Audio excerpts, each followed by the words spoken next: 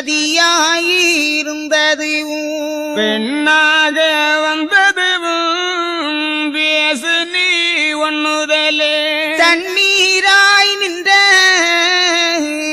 தார்குழலால் எதுரைப்பாள் ஐயாவே நானும் அதிகையில் அசனதில் மெய்யாக ஈசுரர்க்கு வேலையது செய்திருந்து வருகிற வேளையிலே மன்னங்குளறி நடியாள் அறையில் காலை பூணாவியிலே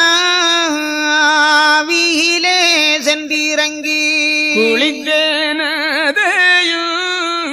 கொன்றையணி ஓனறிந்து அழித்தே எனையும் ஆவி போல படைத்தான் படைக்கும் பொழுதில் வரமனோடி சாபம் கடறுவத போதனவே கரை கண்டரோடுரைத்தே ஆவியணி கிடந்தால் அச்சுதனாரங்கு வந்து தாவி குளிக்க சாபம் அது மாறும் என்றார் எந்துரைக்க பெண்ணாள் எம்பெருமாள் எதுரைப்பார் அன்று அந்த பெண்ணதையும் ஆகம போகனையும் நான் ஆண்டிருந்த நல்ல துவராயுகத்தில் தானாக ஆண்டு தான் இருக்கும்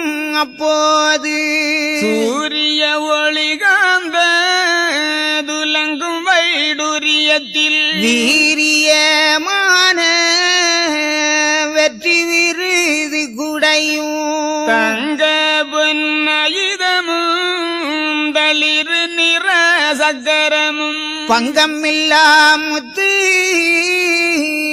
பவள நீர குடையும் கட்டான வயிறு அகல் கோட்டை வாவிகளும் மட்டான செம்பவள வைரக்கால் மண்டபமும் உண்டுங்கானத்தனையும்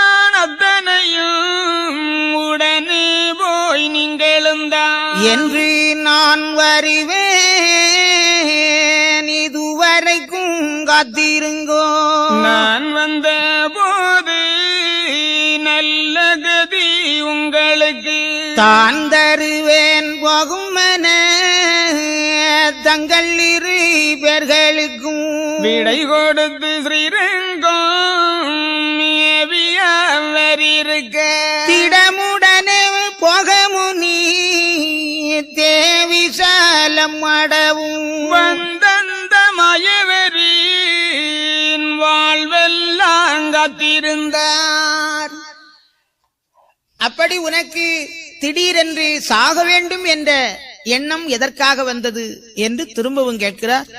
அதற்கு அந்த போகன் சொல்லுகிறான், ஐயாவே, நான் இருந்த தவமானது 4-2 ஆகி வருகின்ற காலத்திலே கலியன் பிறந்து பூலோகத்திலே வந்தான். அதற்கு பின்னாலே அந்த தவமானது தவறிவிட்டது. அப்போ வைகுண்டம் செல்ல வேண்டுமே என்ற ஆவலினாலே இந்த மலையிலே தலையிடறி சாக இருக்கிறேன் என்றார். போகா, வைகுண்டம் போக வேணுமானால் இந்த மலையிலே நீ தலையிடறி சாகுவதின் காரணம் என்ன? அப்படி இந்த மலைக்கு என்ன புதுமை பெருமை என்று கேட்டார். ஐயா, கலியன் பூலோகத்திலே வந்த காரணத்தினால் வேதா வகுத்த வேதம் 4, அந்த நாதாந்த வேதம், அந்த 4 வேதத்திலே ஒன்று கல்விக்கு உகந்த வேதம். கலி பிறந்த காரணத்தினாலே அது கல் போல் இழகாமல் அப்படியே உறைந்து விட்டது.